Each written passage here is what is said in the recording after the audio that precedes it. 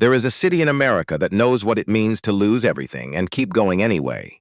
Detroit. A place where empty factories stand beside rebuilt ones, where murals cover walls that used to be ash, where people who have been counted out by every system that was supposed to count them get up on Monday morning and go to work anyway. On a street in that city, there is a diner. Small, worn at the edges, a bell above the door that rings every time someone arrives. Inside, the smell of coffee and something warmer. A man behind the counter who knows how everyone takes their eggs. A kitchen where people who were told they were finished are building something that looks a lot like a future. The sign on the back wall says, "Everyone deserves a second chance." The man who painted those words believed them completely. Then he left, and in the space his absence created something moved in, quiet at first, then not quiet at all. The applause started before he finished his last sentence. That was how it always went. Darnell Webb would say something about dignity, about second chances, about what it means to believe in someone when the whole world has stopped bothering. And before the last word left his mouth, the room would be on its feet. Atlanta, a ballroom with crystal chandeliers and $1,200 conference badges and 600 people who had flown in from everywhere to feel something for a weekend. Darnell stood at the podium and smiled, the right smile, the practiced one. "The secret," he said, leaning into the microphone just slightly, "the way that made a room feel chosen is trust. You build something real when you trust real people." More applause. Someone in the front row was crying. He stepped back, shook hands, accepted the glass trophy with both hands because someone told him once that receiving with one hand looks arrogant, smiled for the photographer, smiled for the videographer, smiled for the woman from the conference committee who needed something for the newsletter. Smiled, smiled, smiled, and 800 miles north, in a kitchen that smelled like burnt coffee and old grease, Janelle Cooper was being hit across the face by the woman Darnell trusted to run everything. He didn't know that. He wouldn't know for 2 more days, and that 2-day gap. That distance between the applause and the truth. That is what this whole story is really about. Darnell Webb was 44 years old, and he had not cooked breakfast in his own diner in 11 months. He told himself it was fine. He told himself Patrice had everything under control. The speaking engagements were important. The visibility mattered. Every keynote was really about Cornerstone, about Detroit, about the people he'd hired who needed someone to believe in them. He told himself a lot of things at 30,000 feet. The trophy went in the overhead bin. He took the window seat, ordered water he didn't drink, and somewhere over Ohio he fell asleep thinking about Ruth, his mother. Ruth Webb had worked in a diner for 31 years. Not Cornerstone. Long before Cornerstone existed. A place called May's Kitchen on East Warren, yellow walls, and a counter that seated 9 in a pie case that was never less than half full. Ruth worked the morning shift 6 days a week. The Sunday brunch shift too, because the tips were better and she needed them. She wore the same 2 pairs of shoes on rotation, alternating them every other day so neither wore out too fast. She never complained about her feet. Darnell remembered sitting at that counter as a boy, 9 years old, watching her move. 3 plates at once, and still finding a way to refill someone's coffee without being asked. She remembered how people took their eggs. Not just regulars, everyone. "You pay attention," she told him once. "That's the whole job. You pay attention to what people need before they have to ask." He didn't understand what she meant then. He understood it completely now. Ruth died on a January morning when Darnell was 36. Cardiac arrest. In the kitchen of a volunteer breakfast program on the West Side, where she'd spent her Saturdays for 13 years. The doctor said she'd been having chest pains for weeks. She hadn't told anyone. Too much to do. Too many people who needed feeding. She was 61 years old. Darnell got to the hospital 20 minutes too late to hear her speak. But she was still there. Still holding on. Her hand found his and gripped it in a way that didn't match how small she looked in that bed. He leaned down close, and what he heard, or what he believed he heard, in the labored pull of her breath was this: "Feed people like they matter." He was never fully certain if she actually said it, or if he heard it, because he needed to hear something. He's never told anyone that. Because the words were true, regardless of who said them first. Cornerstone Diner opened in March of 2010. Darnell used $47,000 saved from years of factory work. A small business loan that took 3 banks and 8 months to approve, and the kitchen equipment his mother's landlord was about to put in storage. He hung her recipe card above the grill on opening day, hand and faded at the edges, French toast, thick-cut bread, real butter, cinnamon, vanilla, a pinch of something else she never wrote down, and Darnell spent years trying to replicate.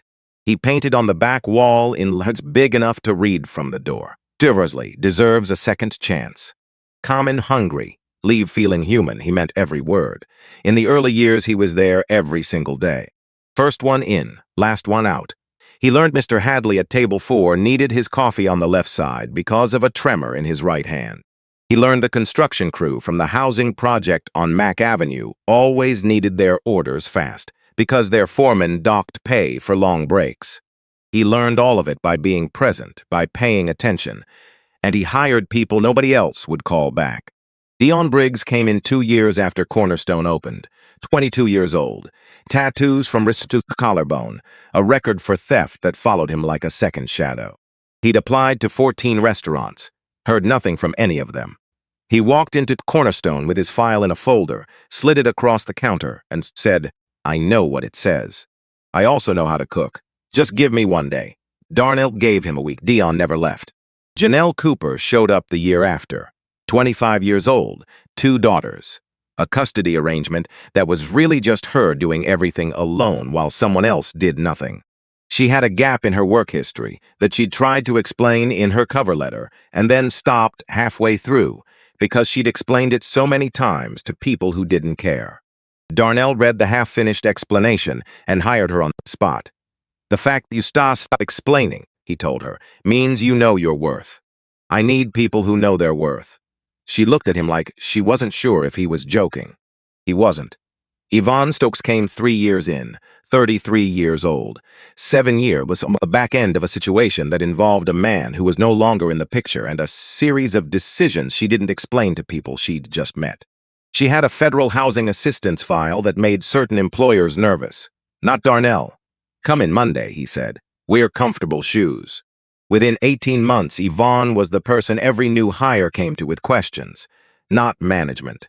Just the one who knew how everything actually worked. The quiet center of gravity every good workplace has and rarely acknowledges. And then there was Patrice Voss. Patrice walked in on a Wednesday in November, 9 years before any of this happened. She was 32. She carried everything she owned in 2 black garbage bags. 8 months in a shelter on Michigan Avenue, ever since it's a felony conviction for check fraud made her unemployable by every standard measure. She didn't have a cover letter. She had a piece of notebook paper with a handwritten list. Things I know how to do. Things I am willing to learn. Things I will never do again. Darnell read it standing at the register. Then he looked up at her. "You start tomorrow," he said. "Dishes first, everything else after," she cried. Not in front of him. He heard it from the kitchen. The quiet kind. The kind you do when you've held yourself together for so long that one ordinary act of decency breaks something loose. He pretended not to notice. That felt important.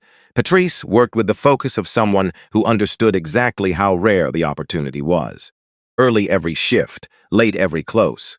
She asked questions, took notes, learned prep, then inventory, then scheduling, then started catching errors in vendor invoices before the accountant even flagged them. 2 years in, Darnell made her shift supervisor. She came to his office and said, "Nobody's ever believed in me before. I won't let you down." "I know," he said. He meant that too. 4 years after that, he made her operations manager. It felt earned. It was earned. She ran efficient shifts. They managed cost without cutting corners that mattered, handled the staffing puzzles that came with employing people whose lives didn't fit a standard 9-to-5 framework. She was good at it, genuinely good. And then Darnell started getting invited places. A small conference in Columbus, a bigger one in Charlotte, a feature in a business magazine. Speaking invitations arriving faster than he could read them.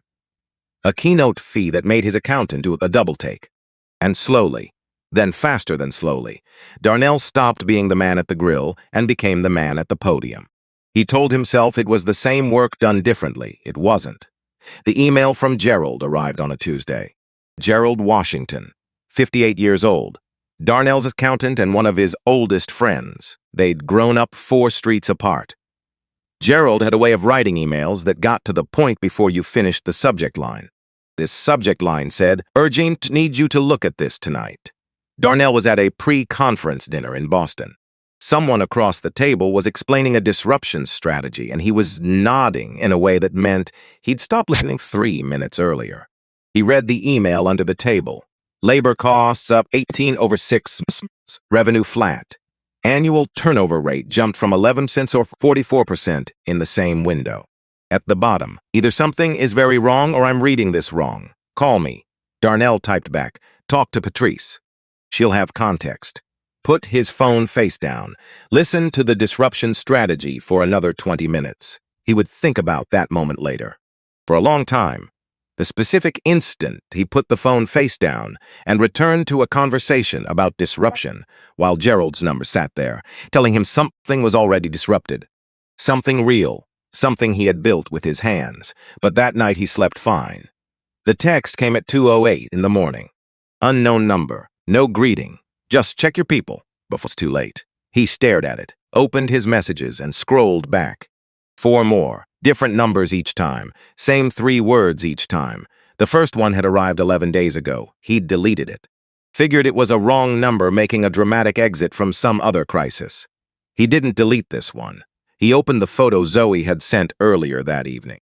His daughter, 10 years old, she'd tagged him in something from her school's science fair, a blue ribbon, first place. A water filtration project she'd been building for 6 weeks and talking about every time he called, which was not as often as he meant for it to be.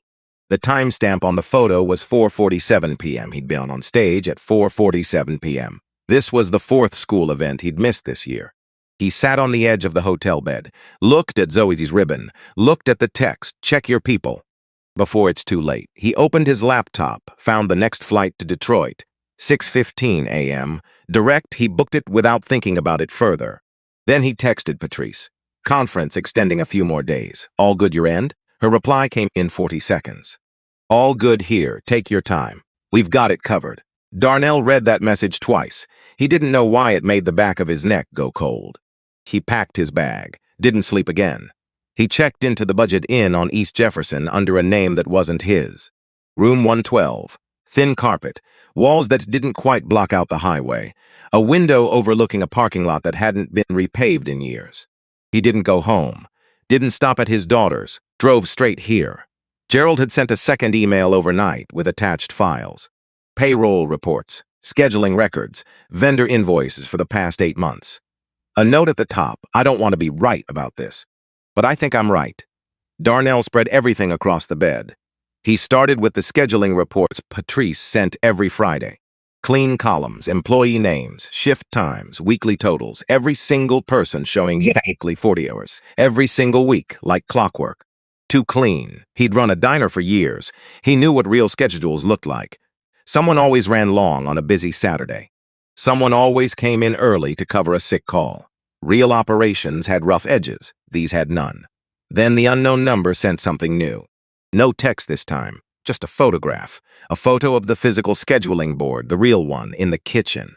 Handwritten columns, pencil corrections, eraser smudges. The kind that happens when you're managing actual people with actual lives. He zoomed in. Janelle Cooper. He cross-referenced with Patrice's submitted report, Patrice's version, 40 hours through Friday, clean. The board, Monday close, 11 p.m. Tuesday open, 4 a.m. Wednesday close, 4 a.m. Friday close, 11 p.m. Saturday noon to 8 p.m. He counted the hours, 68 5 hours between shifts, 3 weeks in a row. He went through every name on that board against Patrice's reports. Dion Briggs. Patrice's report, 40 hours, before to 2 Ipson Stokes. Patrice's report, 40 hours. The board, 54, card after card. Name after name. Every employee showing a gap of 12 to 28 hours per week between hours worked and hours paid. He did the math with a pen on the hotel notepad, averaged gap across 14 employees, roughly 20 hours per week. At the average hourly rate, over 16 months, the total his hand mid-calculation, close to $290,000. Taken from people who made $2.35 an hour before tips. He set the pen down, looked at what he'd written. Then he called Gerald. Gerald answered on the first ring, which meant he'd been waiting. "Tell me what you see," Darnell said. "I see 2 sets of books," Gerald said. "One for you, one for the building. How long?" "Based on when the cost pattern shifted." 16 months. 16 months ago, Darnell had started doing conferences regularly. Monthly. Then more than monthly. 16 months ago, Patrice had begun sending her weekly summaries with the subject line all green. He'd read those emails as evidence of competence, as permission to keep going. He'd read them wrong.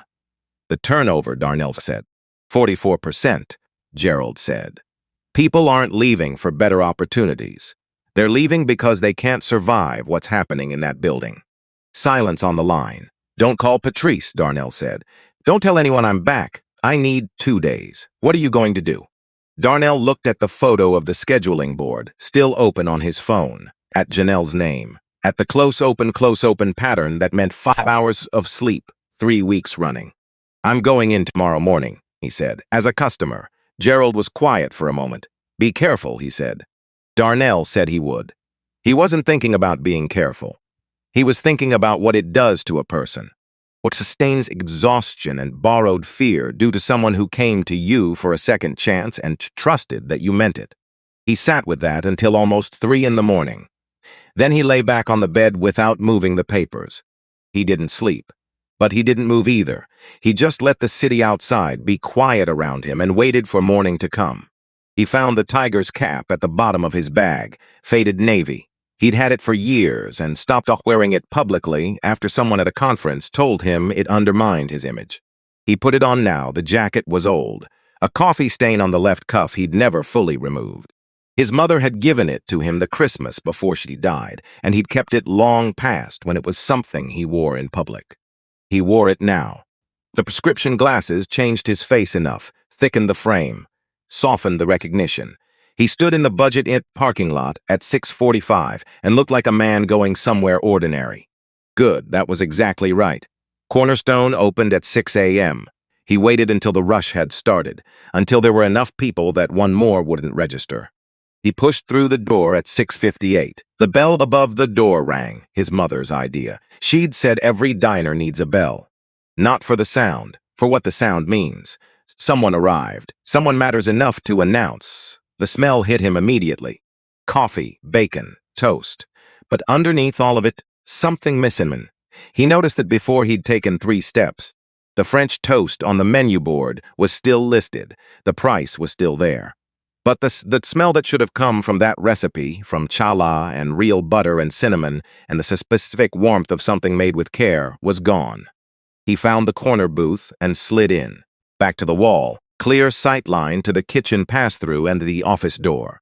He was going to see what happened when nobody was watching, or rather, when everyone thought nobody's watching. A server appeared at the booth within 2 minutes. Janelle Cooper.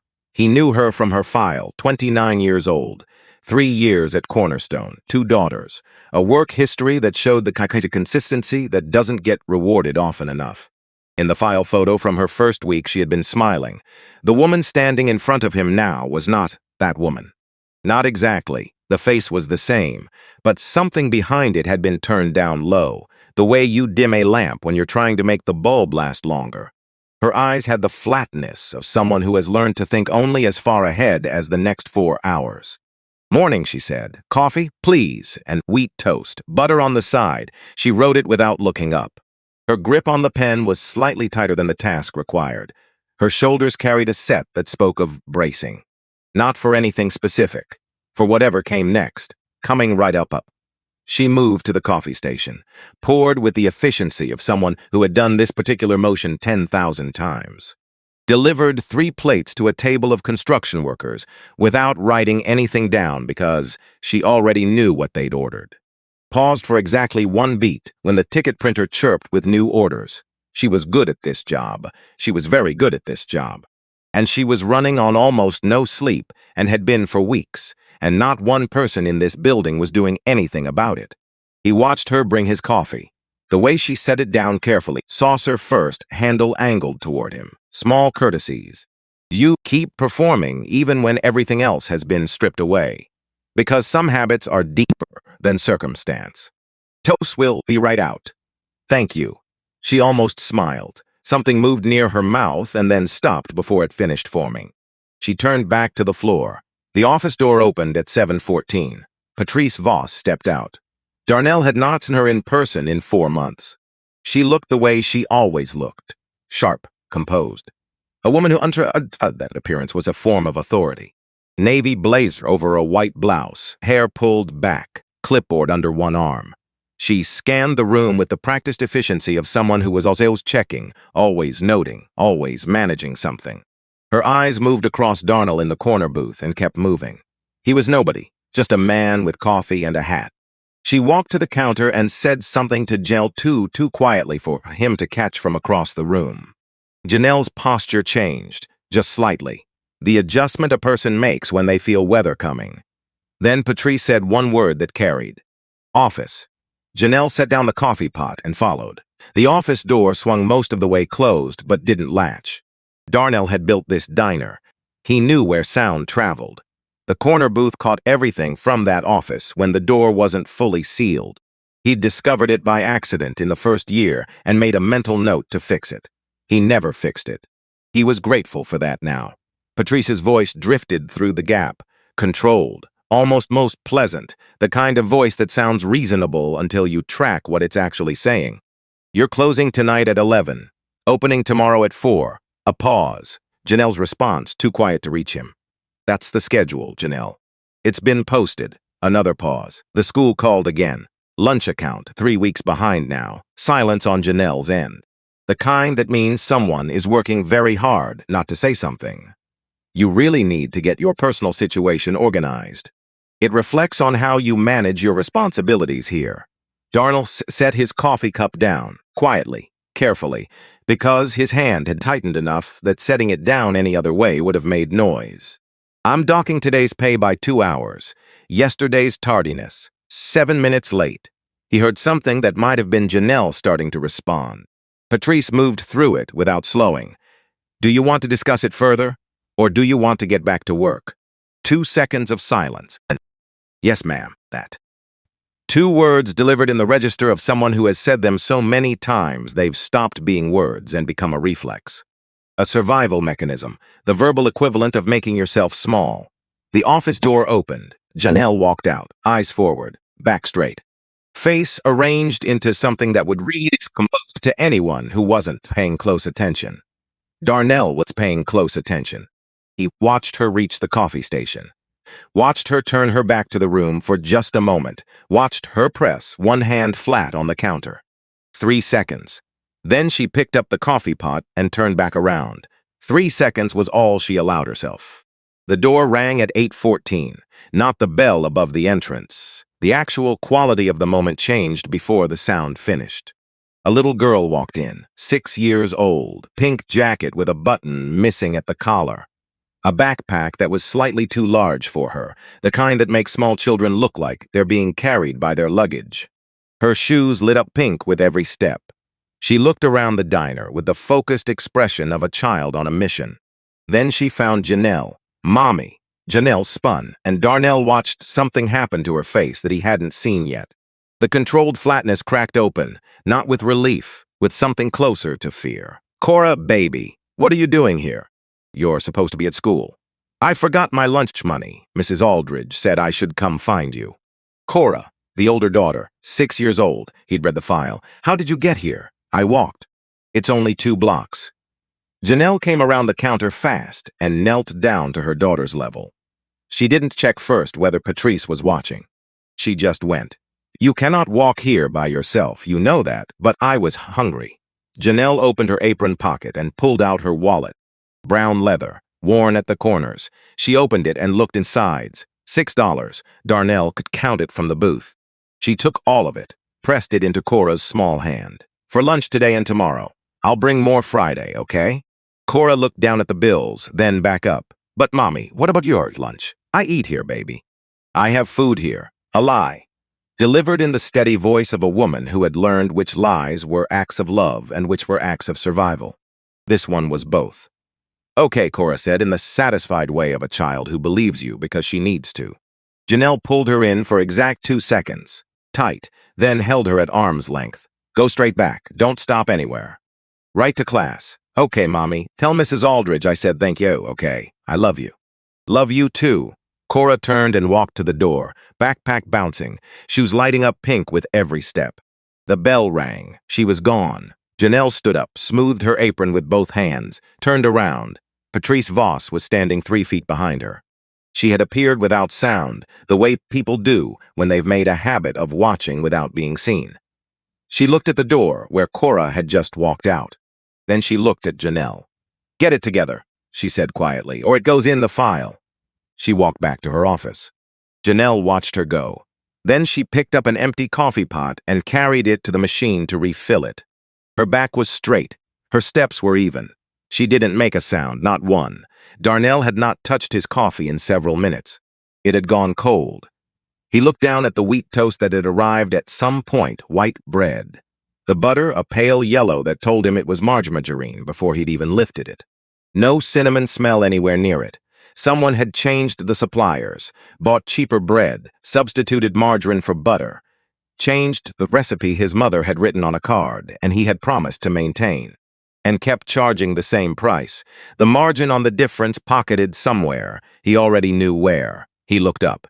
A woman in a blue cornerstone apron was standing at the edge of the booth.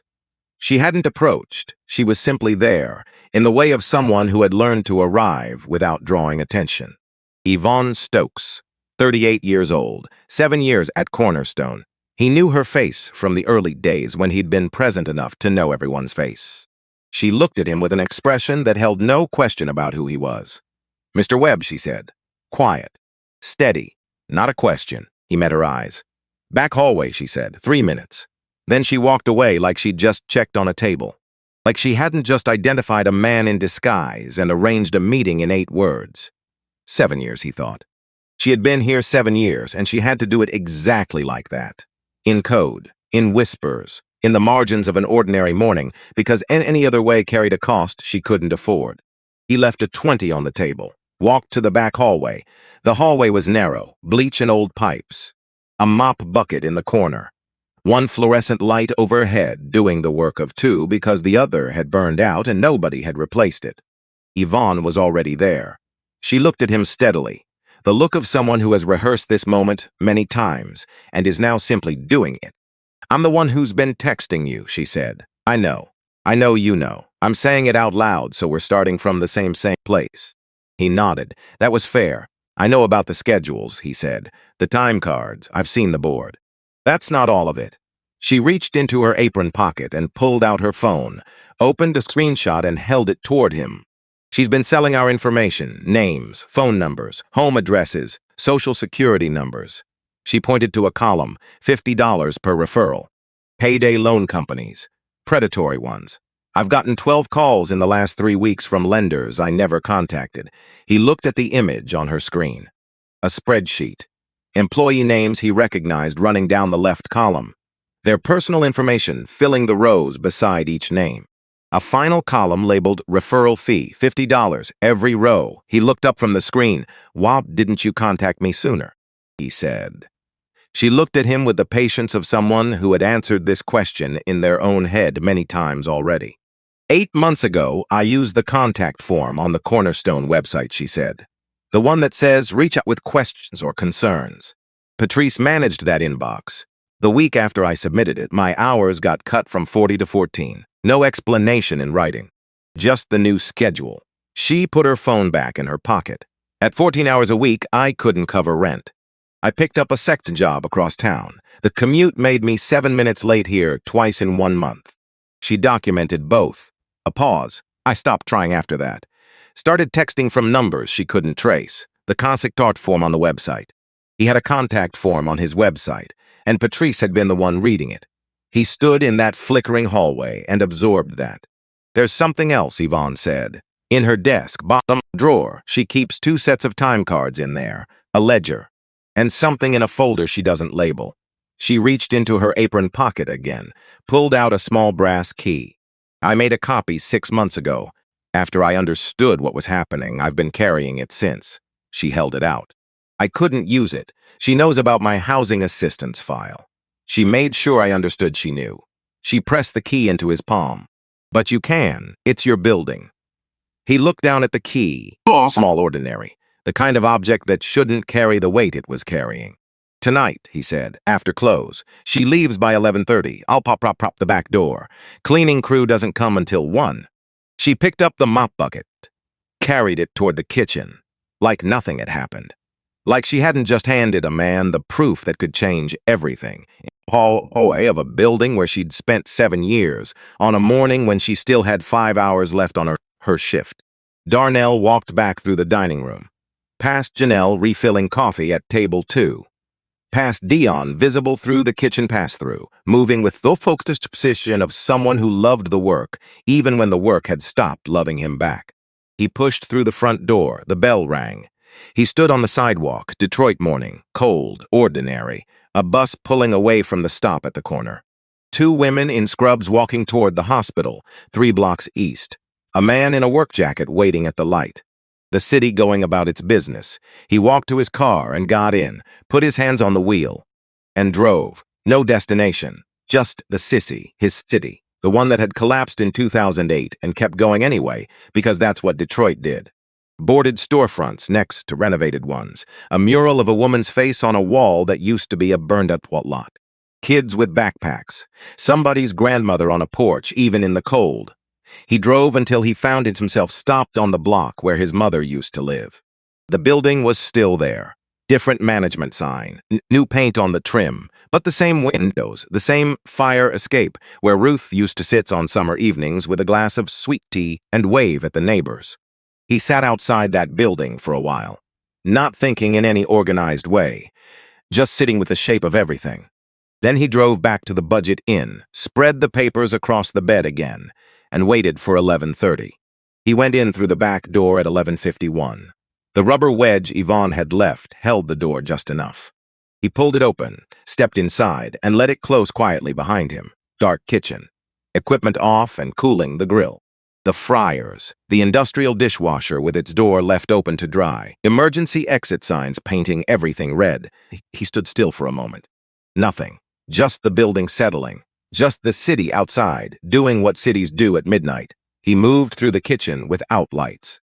He knew this floor, knew which tiles were uneven, knew where the rubber mat in front of the fryers had a curled edge that caught feet.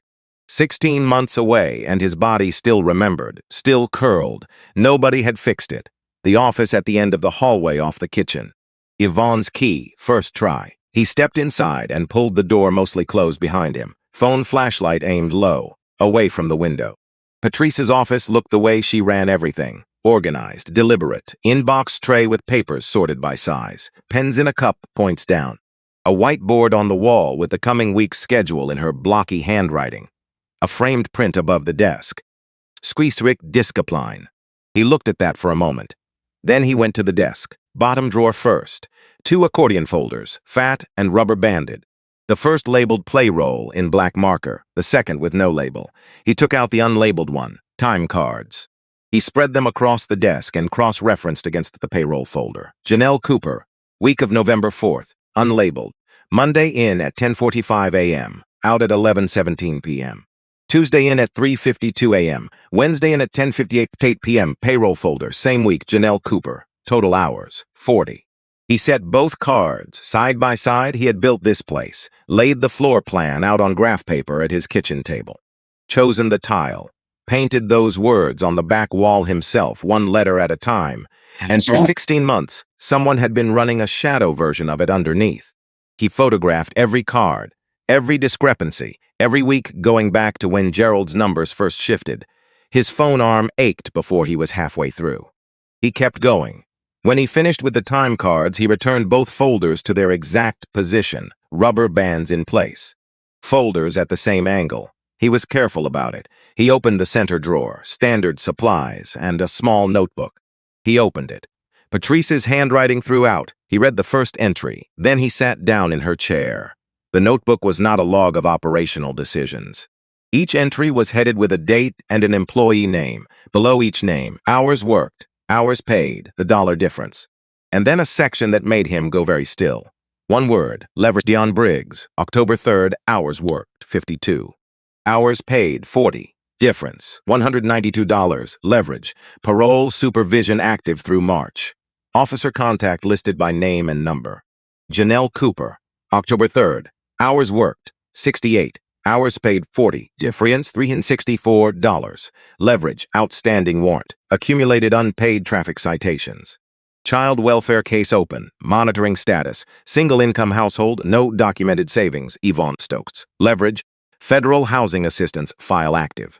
Any reported income change triggers mandatory review. Every employee. Every wound documented. Every fear cataloged. Organized and maintained with the same precision Patrice had once applied to catching errors in vendor invoices. She had taken the skills he had modeled, praised, and promoted her for, and turned them into something he could not name cleanly but understood completely. He photographed every page of the notebook, put it back exactly. Then he opened the right side drawer of the desk. A laptop. Not a shared office machine, a personal one. He opened it. The screen came to life, password protected. He sat with that for a moment. Then he tried the same password Gerald had once mentioned Patrice used on the scheduling system. An old one she'd set years ago and apparently never changed. It opened. He wasn't proud of trying it, but he was glad it worked. He went to the email folder. Vendor contracts. The paper trail was there, going back 14 months. Supplier changes documented in threads she'd initiated herself. The original challah supplier replaced with a commercial bread distributor. Real butter replaced with a bulk margarine order. The invoice amounts to Cornerstone remained unchanged. The difference per month, tracked in a separate folder simply labeled Op Savings, went somewhere that was not operational savings. He clicked to another folder, a spreadsheet. Employee names in the first column, phone numbers, home addresses, social security numbers in a column she'd labeled SSN without any apparent hesitation. Final column header, referral, 50.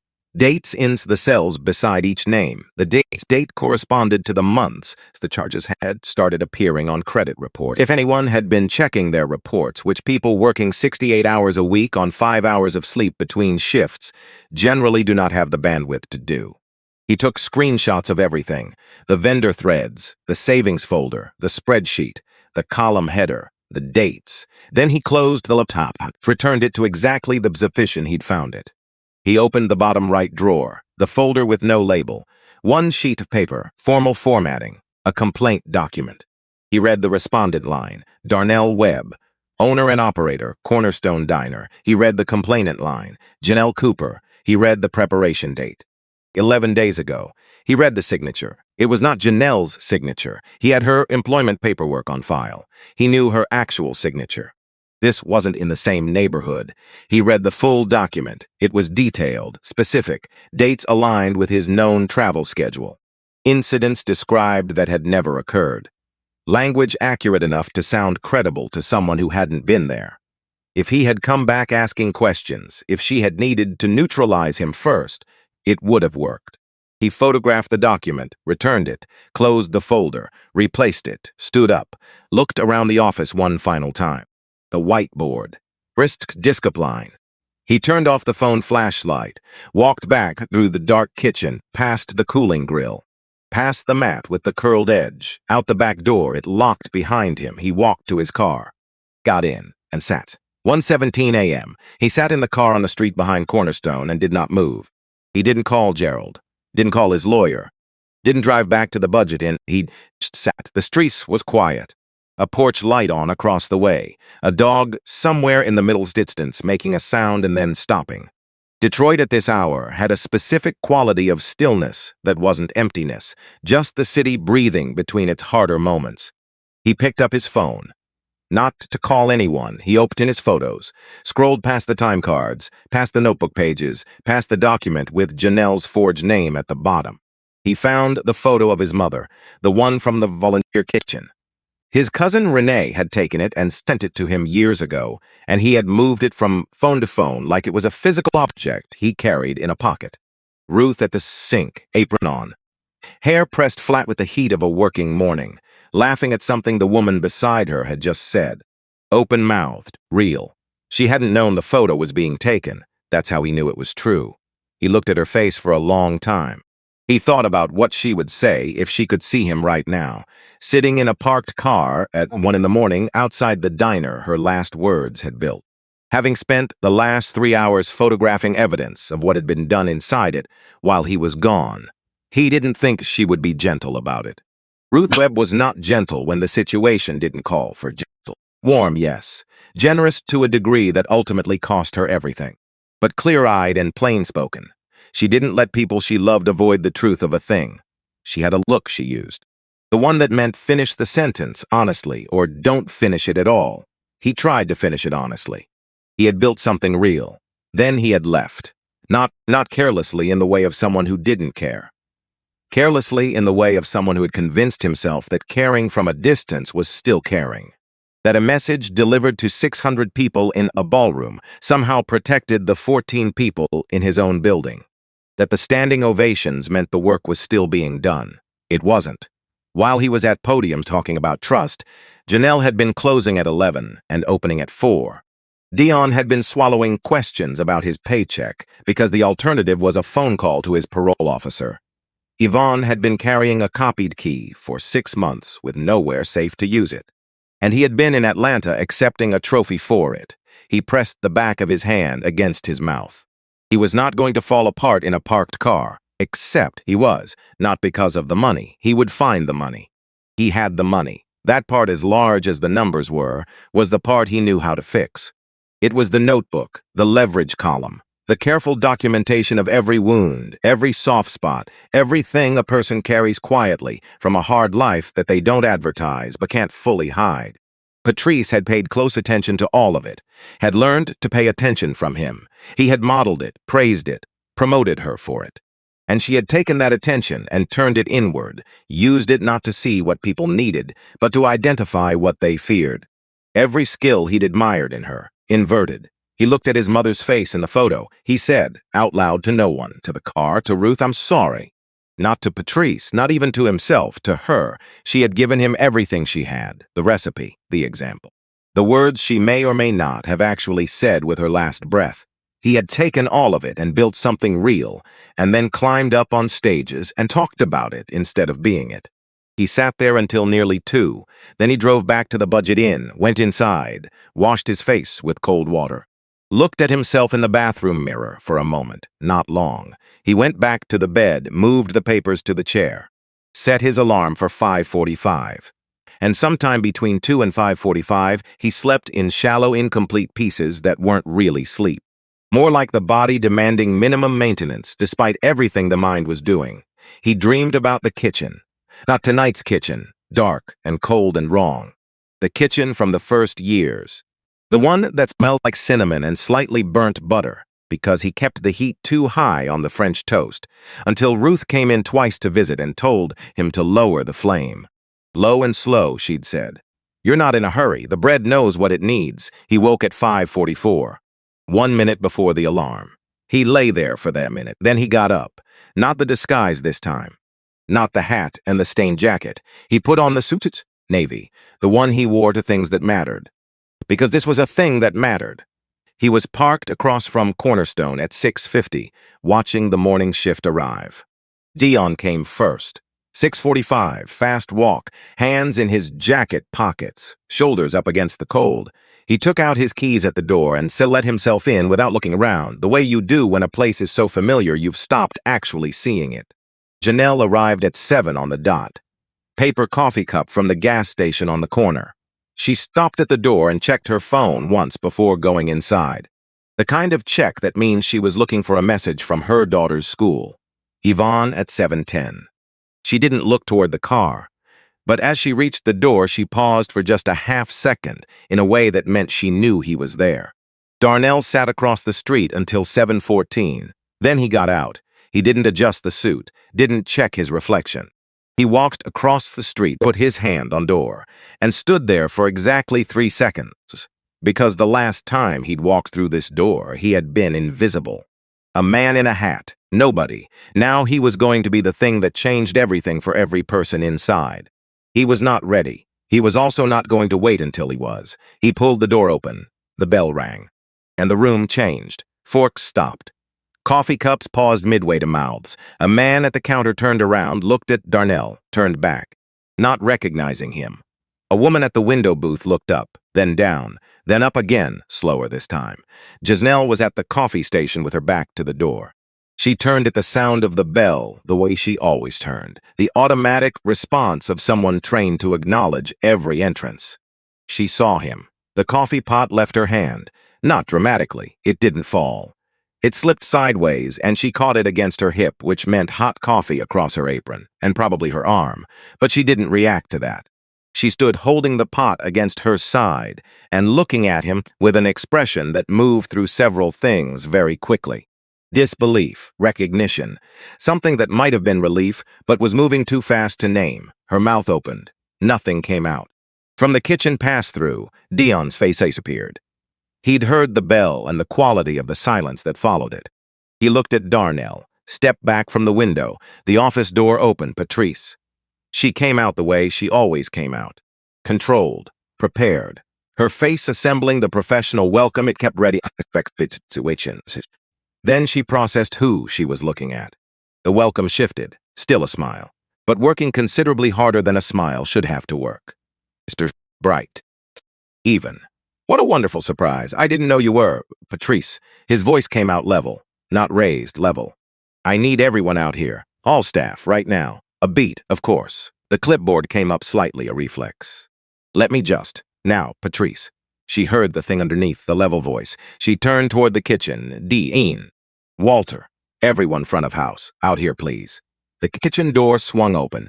Dion came out first, wiping his hands on a side towel, his face arranged into something careful and still.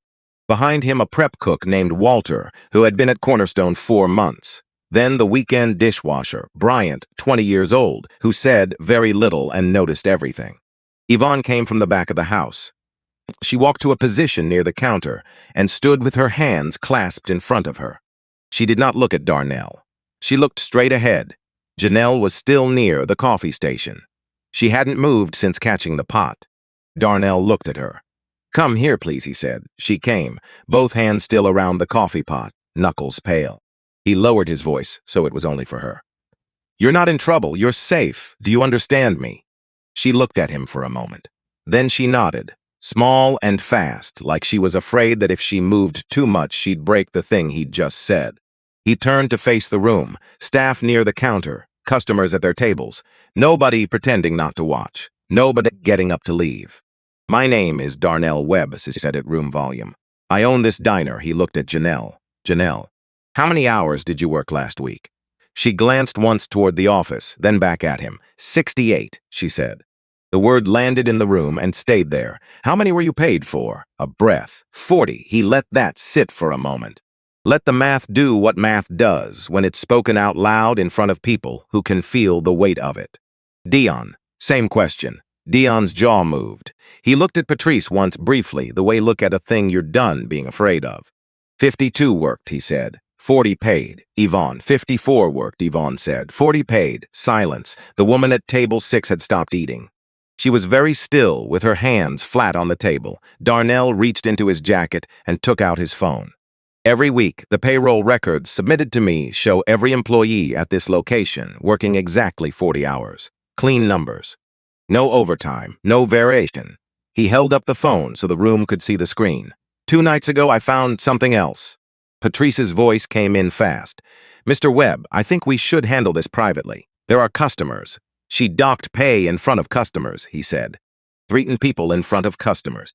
We're not going private now. Patrice went still. This, he said, turning the phone, is a photograph of the actual time cards. The ones that don't get submitted to me. The ones kept in the bottom drawer of the office desk, in a folder with no label. He swiped to the next image. And this is a notebook, same drawer, same handwriting as the scheduling board on that wall. He looked at the notebook image on his phone. Then he read from it. Janelle Cooper, week of November 4th. Hours worked 68, hours paid 40.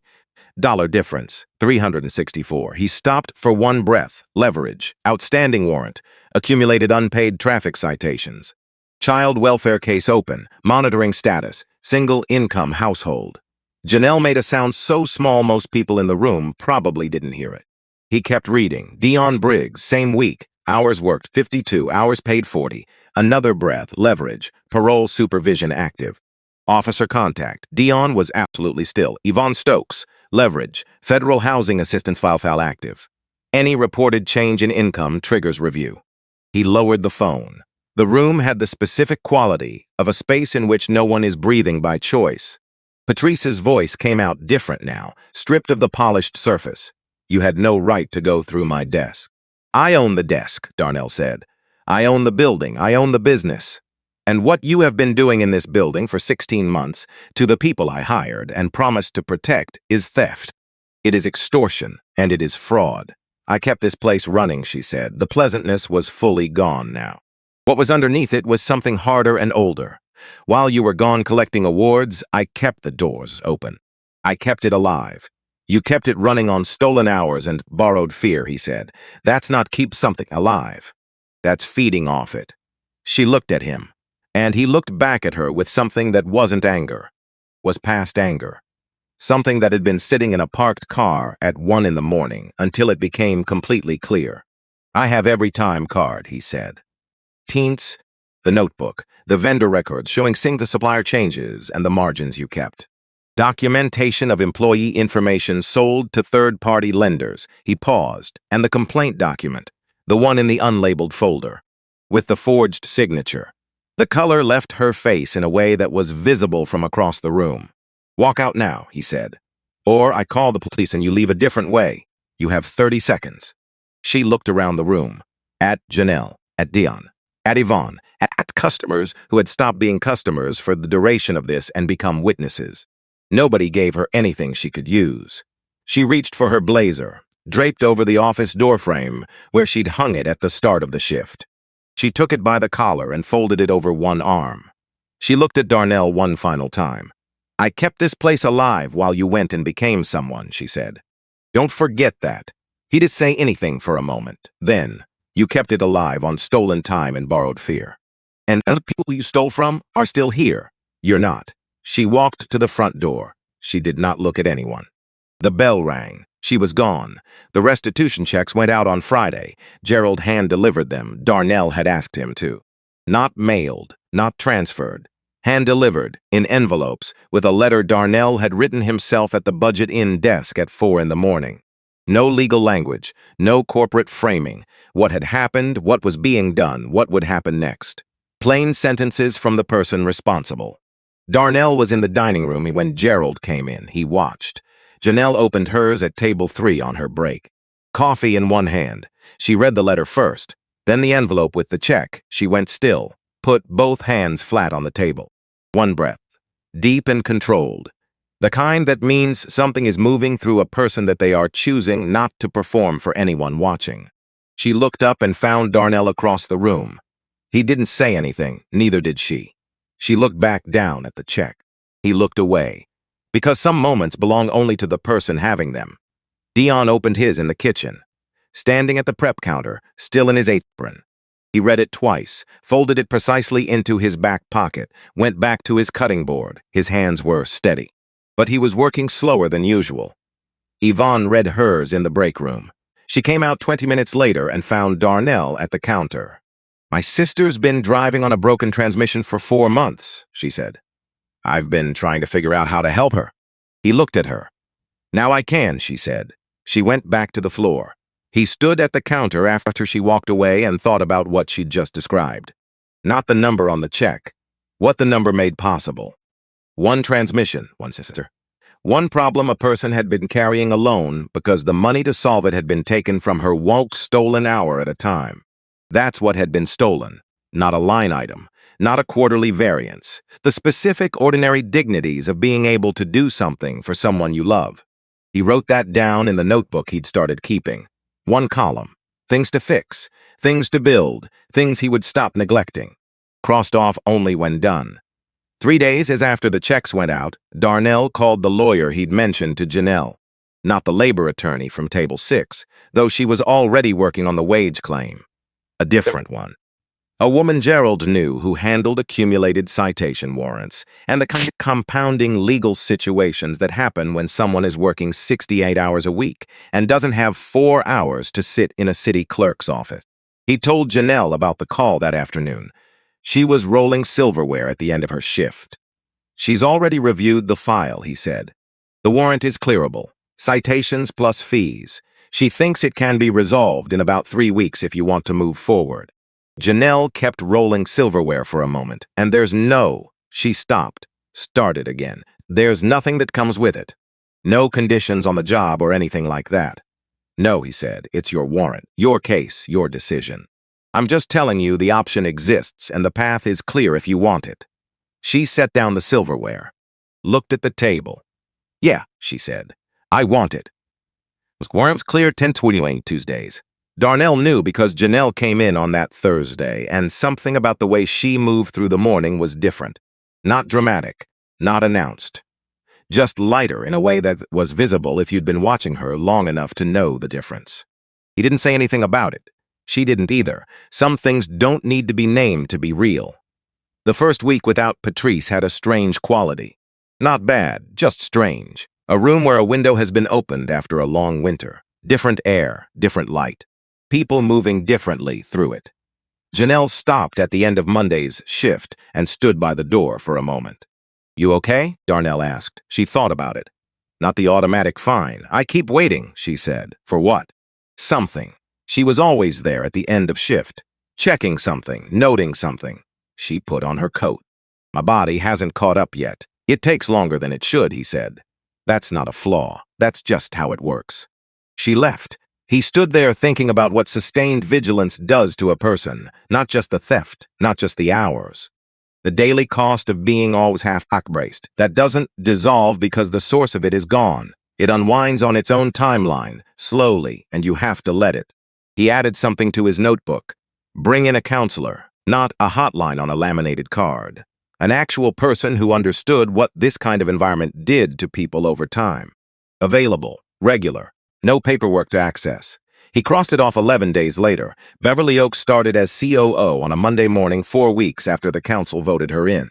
She arrived before Darnell did, which he learned because when he got in at 5:45, she was already in the back office with a notepad, going through the vendor files Gerald had organized.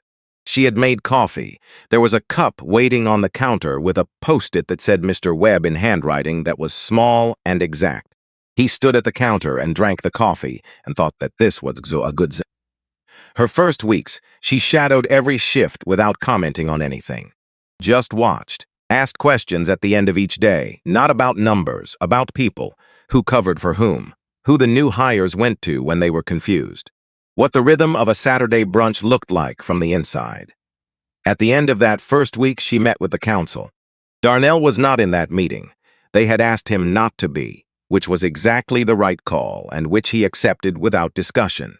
Yvonne told him afterward that Beverly had asked the council what they needed from a COO that they hadn't been getting from the previous management structure. The council had given her a list. Beverly had written down every item. Then she had asked which 3 were most urgent. Yvonne had said later, she asked like she actually needed the answer, not like she was collecting information to store somewhere. Like she needed it to do her job.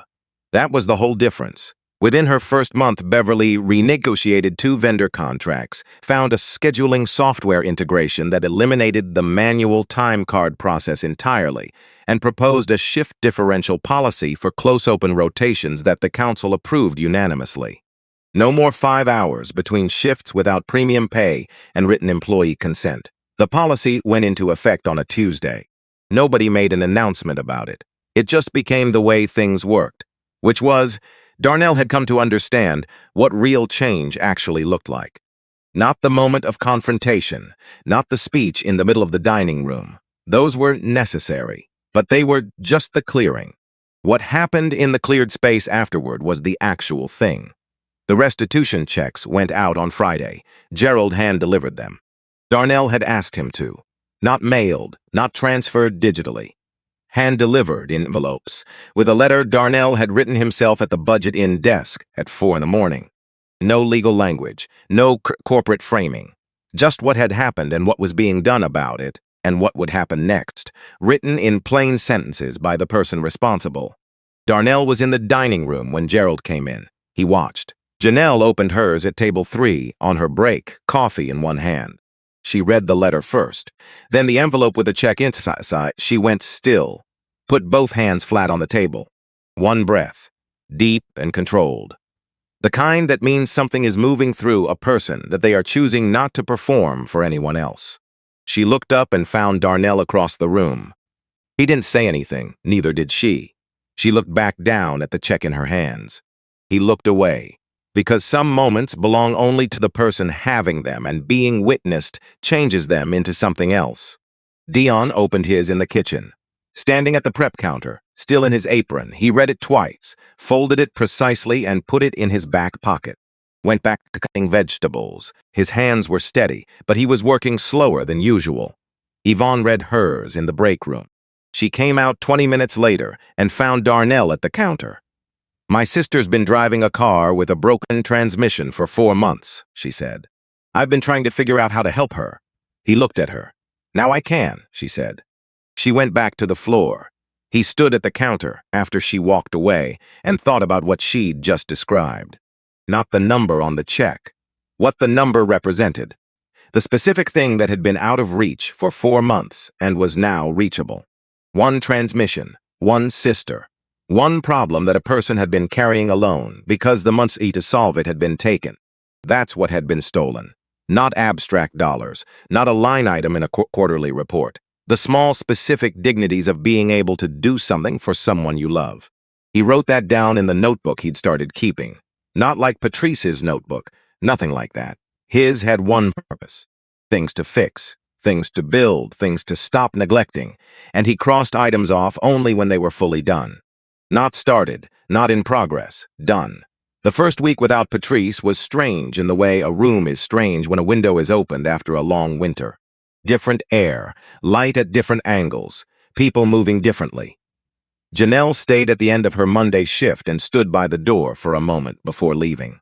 Just stood. "You okay?" Darnell asked. She'd thought about it, not the automatic fine. "I keep waiting," she said. "For what? I don't know exactly. Something to go wrong." She was always there at the end of shift. Checking something, noting something. She pulled on her coat. "My body hasn't caught up to the fact that it's different now." He nodded. "It will," he said, and then because it was true and she deserved to hear the truth, "It takes longer than it should." She left. He stood there thinking about what sustained vigilance does to a person, not just the theft, not just the hours. The daily cost of being always half-braced. That doesn't resolve itself because the threat is removed. It unwinds slowly on its own timeline, and you have to let it. He added something to his notebook. "Bring in a counselor. Not a hotline number on a laminated card, an actual person. Someone who understood what this kind of environment did to people over time. Available, regular, no paperwork required to access." He wrote it down. He crossed it off 11 days later. The DA's office called on a Monday, 3 months after Darnell filed the complaint. He took the call in the back storage room, where he'd gone to restock paper towels, which was a task he did himself now because it needed doing and he was there. Patrice Voss had accepted a plea agreement. Wage theft on all 16 counts, fraud. 1 count each of identity theft for the employee data sold to third-party lenders, and document falsification for the forged complaint. Restitution ordered in addition to the civil recovery already in process through Gerald's forensic work. Community service, a period of supervised release. No prison time. He stood in the storage room with his phone in his hand after the call ended. He had complicated feelings about that last part. Not rage, not satisfaction, something more unresolved than either. The legal process had done what legal processes do, which is address the formal structure of what happened without touching most of what the structure had done to actual people. The hours Janelle spent on 5 hours of sleep. The 8 months Yvonne waited alone. The 2 years Dion swallowed questions about his paycheck. Those had no count in the indictment. He put his phone in his pocket, finished the paper towels, went back to the kitchen. He told them that afternoon, after the lunch rush, when there was a natural pause and the staffs who'd been there through everything were within earshot of each other. He didn't gather them. He just said it, in the middle of ordinary time, which felt more honest than making a moment of it. Plea agreement, 16 counts. Restitution on top of what they'd already recovered. Supervised release. Nobody said anything for a moment. Then Janelle said, "Is it done?" "The criminal part is done," he said.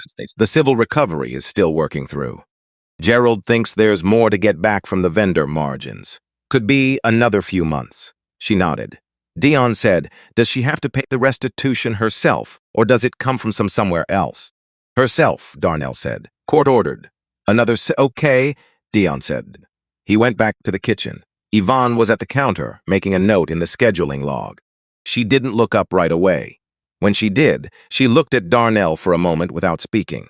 "Then see," she said, "my grandmother used to say that justice is a door that opens from the inside. You can push on it from outside all you want. It opens when the people inside decide to open it." He looked at her. "I don't know if that's what happened here," she said, "but it's the closest thing to what I've got." She went back to the scheduling log. He stayed at the counter for a moment. He thought about Yvonne carrying a copped key for 6 months, sending texts from untraceable numbers, waiting, not because she had nowhere else to go, but because she believed that if the right person showed up and actually looked, it would be enough. She had been right. He thought that was worth saying. "Yvonne," she looked up. "What you did," he said.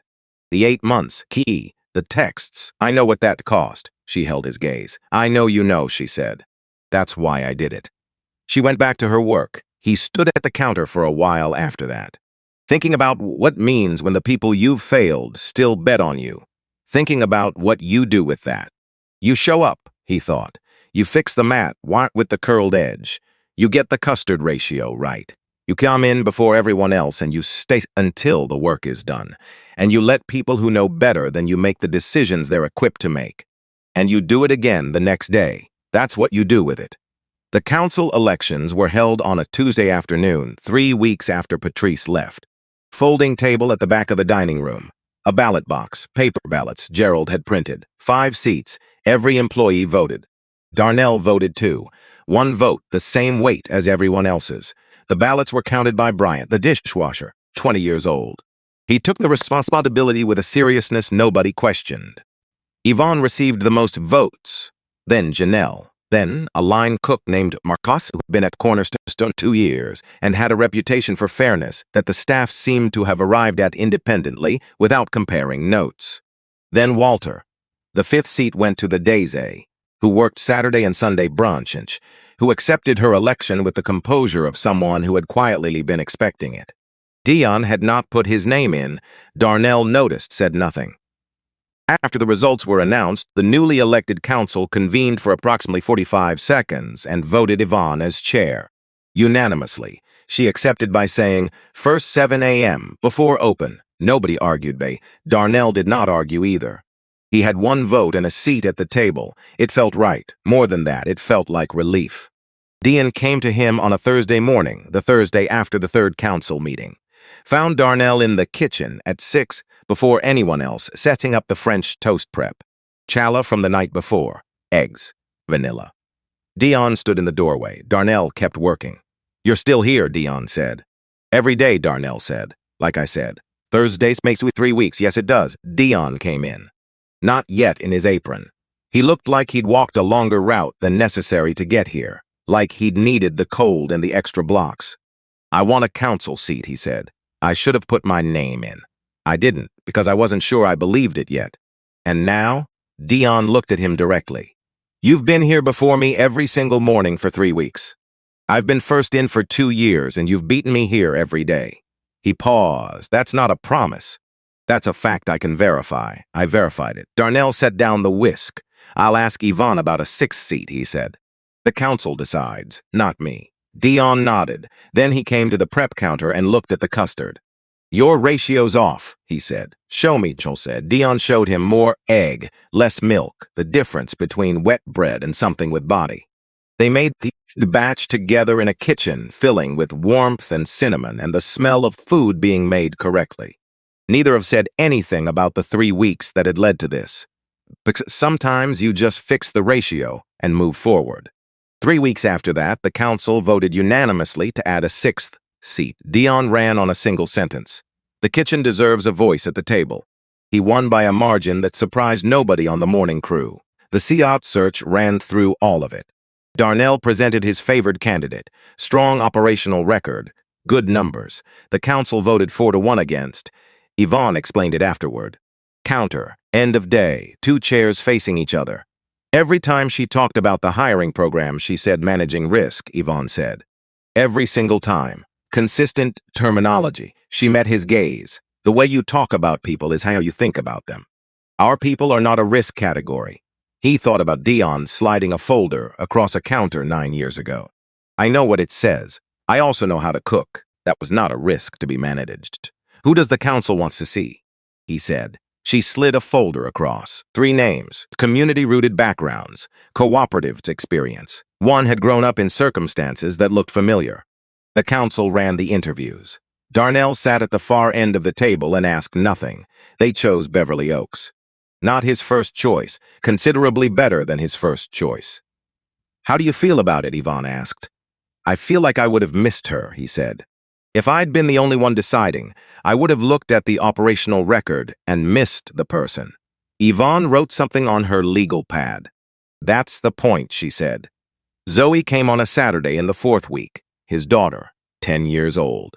Bus from her mother's house, which she was technically not supposed to take alone, but which she had decided was worth it. She walked in and found him behind the counter in an apron. You own this place, she said. Same thing, he said. She climbed onto a stool, dropped her backpack on the one beside her. Can I have French toast? You can have French toast. He made it himself, challah. The custard Dion had corrected, cinnamon, vanilla. The nutmeg Ruth never wrote down, approximated for years and finally close. Real butter, low heat, patient, powdered sugar, fresh strawberries, maple syrup in a small pitcher. He set it in front of her. She took a bite, chewed, slowly looked up at him. Yeah, this is the one. He knew what she meant. This tastes like her. He pressed his thumb and forefinger together under the counter where she couldn't see. I know, he said. She stayed 2 hours, did homework, had an extended conversation with Janelle about Cora and Ama's respective opinions on elementary school, a topic Zoe engaged with the collegial interest of someone who had strong opinions on the subject herself. Before leaving, she hugged him at the counter. He held on a moment longer than usual. She pulled back and looked at him with the checking expression, the one that develops in children who have learned to verify. Next Saturday, she said. Yes. And the one after? Yes, 1 more seconds of assessments. Okay, she said, and left. The bell rang. Janelle was nearby rolling silverware. She didn't look up right away. She asked about Cora and Amara like she already knew them, she said. She probably looked them up. Janelle smiled at the silverware. A few days later, she stopped him after her shift. Cora's been asking if we can come in for breakfast, she said. Like for fun, not for work. Bring, he said, any Saturday. Sit wherever you want. She glanced up. You don't have to do that. I want to, he said. There's a difference. She held his gaze for a moment. Saturday after next, maybe, she said. It didn't sound like maybe. 6 weeks after Patrice left, on a Saturday, Janelle had quietly settled on. Darnell arrived at Cornerstone at 5:30. Before anyone else. Started the equipment, got the grill warming while the kitchen was still cold and quiet around him. Pulled the challah from the night before. Started the custard the way Dion had shown him. Dion arrived at 6. Looked at the setup. Said nothing about the ratio, which meant it was right. They worked together in the early quiet. The kitchen filling with heat and cinnamon and good butter. At 7, Janelle came in. Behind her, holding the door, were 2 small girls. Cora looked at the diner with careful eyes, taking inventory. Amara looked at everything with the complete absence of caution that belongs to 4-year-olds who have decided the world is fundamentally interesting and are usually right about that. Mommy, Amara said at a volume that carried easily to the kitchen. It smells like pancakes. French toast, Janelle said. What's the difference? Sit down and find out. Janelle chose the window booth, morning light coming in at an angle that made the table glow. She sat across from the waters, and she simply sat, not checking her phone, not running calculations about what came next, not braced for anything. Just sitting in the diner where she worked, as a person who had somewhere to be on a Saturday morning that was good. Darnell watched from the kitchen. Yvonne appeared at his shoulder. "Go take their order," she said. "You're on floor, and you're going to take their order. Go." He untied his apron and walked out, stood at the edge of the window booth. Cora looked up at him. Gap between her front teeth, the expression of someone still reaching a verdict. "You're the man that Mom cried about," she said. "Cora," Janelle said. She said it was happy crying. She said you did something hard. Janelle was looking out the window. "What can I get you?" Darnell said. "Mom said it's special. I try to make it that way." He looked at Amara. "And you?" Amara looked up from the syrup holder she had been examining with scientific focus. "The same," she said. "But more, Amara," Janelle said. "I've been up since 5, Amara said. "I'm hungry." Janelle pressed her lips together. "Extra strawberries," Darnell said. Amara looked at him with sudden, complete approval. He went back to the kitchen. He and Dion made 3 plates. Darnell carried them out. Amara's first because 5 a.m. and hungry is a genuine emergency. Cora's with the powdered sugar she'd already identified as important. Janelle's last. Janelle looked at her plate, really looked at it. The golden challah, the powdered sugar, the small pitcher of maple syrup on the side. "You didn't have to."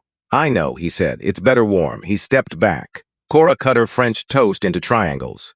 Took a precise first bite, chewed, looked at the plate, looked up at Dell. "It's good," she said. "It tastes like something I know, but I don't know what." "Like something old," he said. She thought about it. "Like something true," she says. 6 years old. Like something true. He stood there for a beat. Then he went back to the kitchen, stood at the grill. Dion glanced over. Said nothing, nodded once. That was enough. 1 year after Patrice Voss walked out of Cornerstone Diner. Not to the day. Close enough. Gerald sent the spreadsheet on a Friday afternoon. Darnell looked at it after the dinner service, sitting at the counter with a cup of coffee that had gone cold while he read. Revenue up 41% year over year. Employee retention at 96%. Zero formal complaint in the 12 months since Patrice left.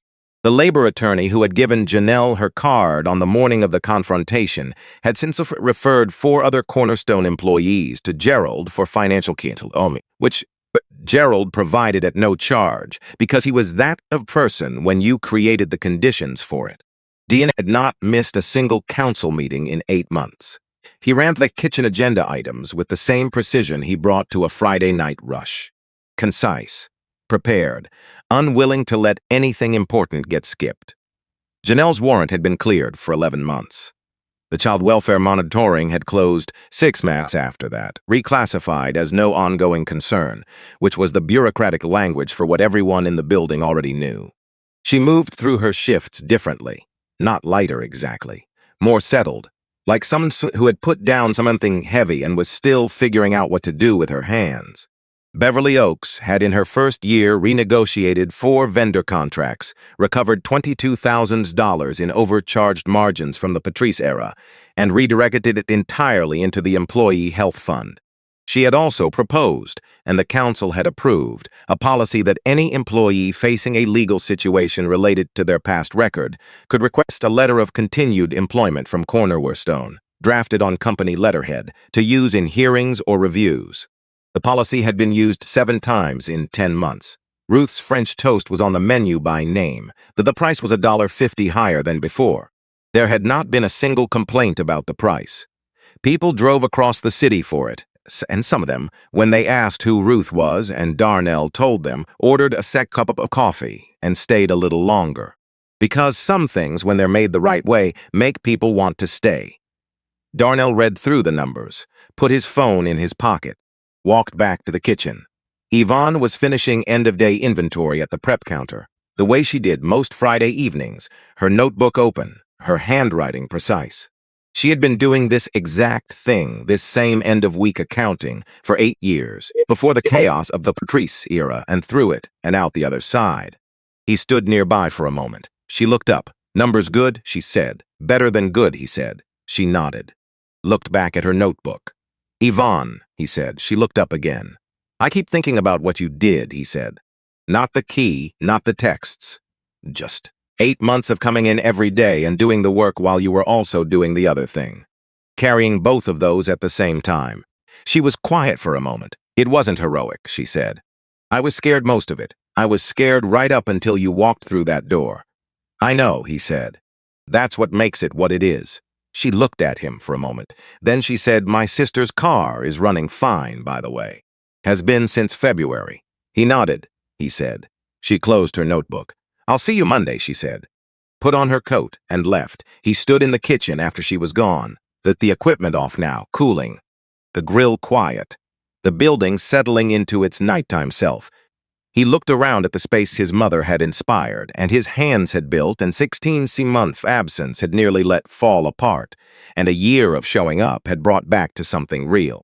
He thought about the morning he'd walked in with a hat and a coffee-stained jacket and sat in the corner booth and watched Janelle press her hand flat against the counter for 3 seconds. He thought about Yvonne pressing a brass key into his palm in a hallway that smelled like bleach. He thought about Diaz sitting across from him and saying, I've heard things that sound right before. He thought about Cora at the window booth. Like something true, he walked to the grill, looked up at his mother's recipe card above it. The tape newer than the card. The handwriting faded, the edges soft. Be patient with the bread. It tells you when it's ready. The morning rush would start in 11 hours. He had prepped to finish, a schedule to review, and a council meeting Thursday at 7 a.m. that he would not be late for. He picked up his notebook, started the list for tomorrow, and when he turned off the kitchen light and walked out through the back door and heard it lock behind him, he was already thinking about what needed doing in the morning. Not about the trophy in storage at his apartment, not about the 600 people who had once stood to applaud him, about the bread, about getting here before anyone else, about doing it again.